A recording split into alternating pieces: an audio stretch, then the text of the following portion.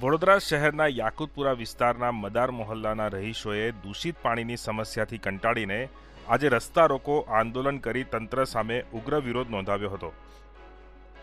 વિરોધ દરમિયાન મુખ્ય માર્ગ પર ટ્રાફિક અવરોધાયો હતો, જેના પગલે પોલીસે કાર્યવાહી કરીને 10થી વધુ લોકોની અટકાયત કરી માર્ગ વ્યવહાર પુનઃ શરૂ કરવામાં આવ્યો હતો. રહીશોના જણાવ્યા અનુસાર વોર્ડ નંબર 6 હેઠળ આવતા મદાર મોહલ્લામાં છેલ્લા 8 વર્ષથી ગટર મિશ્રિત દૂષિત પાણીનું વિતરણ થઈ રહ્યું છે. આ ગંભીર સમસ્યાને લઈને અગાઉ પણ અનેક વખત મ્યુનિસિપલ કોર્પોરેશનની ખંડેરાવ માર્કેટ સ્થિત મુખ્ય કચેરીએ રજૂઆતો કરવામાં આવી હતી, પરંતુ સમસ્યાનો કાયમી ઉકેલ આવ્યો નથી.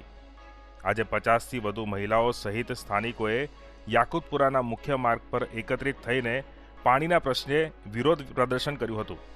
પ્રદર્શનકારીઓની મુખ્ય માંગ હતી કે ડેપ્યુટી મ્યુનિસિપલ કમિશનર સ્થળ પર આવીને સમસ્યાનો તાત્કાલિક ઉકેલ લાવે.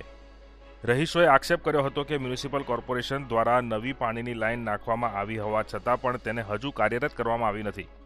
પરિણામે જૂની અને ખામીયુક્ત લાઇનમાંથી જ પાણીનું વિતરણ થઈ રહ્યું છે, જેના કારણે આશરે 3000થી વધુ લોકો દૂષિત પાણી પીવા માટે મજબૂર બન્યા છે.